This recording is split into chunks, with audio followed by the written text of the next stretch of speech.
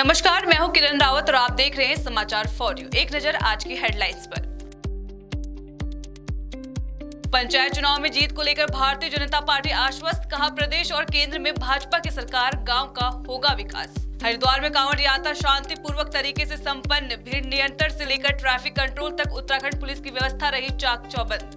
कांवड़ यात्रा समाप्ति के बाद डीएम मयूर दीक्षित ने हरिद्वार से रुड़की ग्रामीण क्षेत्रों तक सफाई व्यवस्था का किया निरीक्षण। अगले 2 से 3 दिनों में पूरा हरिद्वार स्वच्छ कर दिया जाएगा। उत्तराखंड एसटीएफ और रुद्रपुर पुलिस ने संयुक्त कार्रवाई में अंतर्राज्यीय अवैध हथियार तस्करी नेटवर्क का किया भांडाफोड़। 8 ऑटोमेटिक पिस्टल और मैगजीन के साथ आरोपी गिरफ्तार। अब खबरें विस्तार से। भाजपा प्रदेश महामंत्री आदित्य कोठारी ने पंचायत चुनाव में पार्टी की जीत का विश्वास जताते हुए कहा कि मुख्यमंत्री पुष्कर सिंह धामी के नेतृत्व में राज्य के ग्रामीण क्षेत्रों में अभूतपूर्व विकास कार्य हो रहे हैं। त्रिस्तरीय पंचायत चुनाव का आज पहला चरण है और पहला चरण का मतदान अभी जारी है।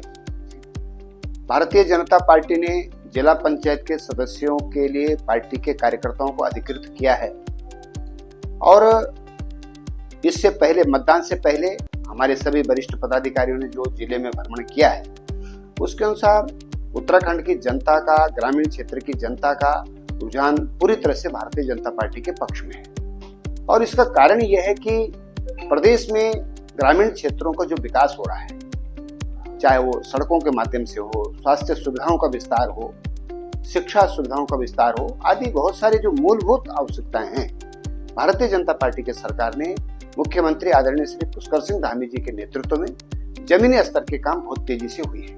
हरिद्वार में 15 दिन चली कांवड़ यात्रा बुधवार को शांतिपूर्वक संपन्न हुई। सावन की शिवरात्रि तक लगभग 4.5 करोड़ श्रद्धालु गंगा जल लेकर अपने गंतव्य को लौटे। यात्रा के दौरान उत्तराखंड पुलिस ने भीड़ प्रबंधन, सुरक्षा और यातायात की प्रभावी व्यवस्था सुनिश्चित की। IG law and order Nilesh Anand Bharle ने सफल संचालन के लिए पुलिस बल को बधाई दी और श्रद्धालुओं द्वारा दिए गए सहयोग की सराहना की। कांवड़ यात्रा एक बेहद चुनौतीपूर्ण जो है इस बार की रही है, लेकिन पुलिस का प्रबंध काफ़ी बेहतर रहा है। सभी जितने कांवड़ यात्री जो आए हैं उन्होंने भी पुलिस के जो है सारे जितना पुलिस का अरेंजमेंट था उससे जो है काफ़ी सराहना किया है। हर कदम पे पुलिस जो है कांवड़ यात्रियों के साथ रही है, चाहे वो खोया पाया केंद्र हो, चाहे कई कांवड़ यात्री जो है घायल हुए, कई एक्सीडेंट्स की घटनाएं हुई, लेकिन पुलिस हर कदम उनके साथ अस्पताल में हो कि वह उनकी जान बचाने में। ट्रैफिक के इंतज़ाम बहुत बेहतर तरीके से रहे। नए पार्किंग स्थल्स जो है इस बार डेवलप किए गए। कांवड़ यात्रा के समापन के बाद हरिद्वार से लेकर रुड़की ग्रामीण क्षेत्रों तक जिलाधिकारी मयूर दीक्षित ने सफाई व्यवस्था का निरीक्षण किया। डीएम ने संबंधित विभागों को निर्देश दिए कि जल्द से जल्द समस्त क्षेत्रों की सफाई सुनिश्चित की जाए।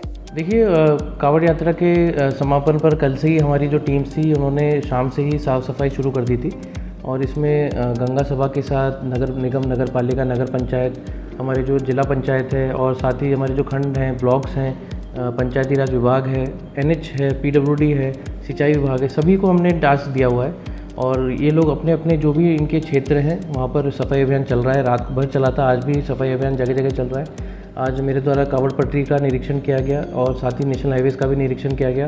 कई जगह अभी कचरा है जो उठाया जाना है, जहाँ पर जैसे भंडारे लगे थे या जहाँ पर जो रेस्टिंग एरियाज थे।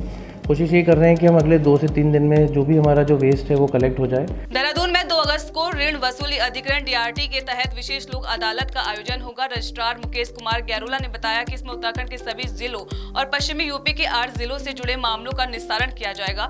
इसका उद्देश्य लंबित ऋण मामलों का शीघ्र समापन कर अदालतों का भार कम करना है। ये जो 2 अगस्त को विशेष लोक अदालत लगाई जा रही है, ये माननीय राष्ट्रीय सेवा विधिक सेवा प्राधिकरण NLSA के निर्देशानुसार उत्तराखंड राज्य विधिक सेवा प्राधिकरण नैनीताल के तत्वाधान में जिला विधिक सेवा प्राधिकरण के द्वारा ऋण वसूली अधिकरण देहरादून में आयोजित की जा रही है। जैसा कि आप जानते हैं, लोक अदालत का जो प्लेटफॉर्म है वह एक अल्टरनेटिव डिस्प्यूट रेजोल्यूशन का मैकेनिज्म है, जिसमें दोनों पक्ष आपसी सुलह समझौते के आधार पर राजीनामा करते हैं और उनके वादों का निस्तारण होता है। इसका सबसे बड़ा लाभ यह है कि इसमें दोनों पक्षों के लिए विन विन सिचुएशन रहती है। हरिद्वार में कांवड़ मेला समाप्त होने के बाद नगर निगम के सामने कूड़ा साफ करना बड़ी चुनौती बन गया है। हर की पैड़ी घाटों और सड़कों पर हजारों टन कूड़ा जमा है।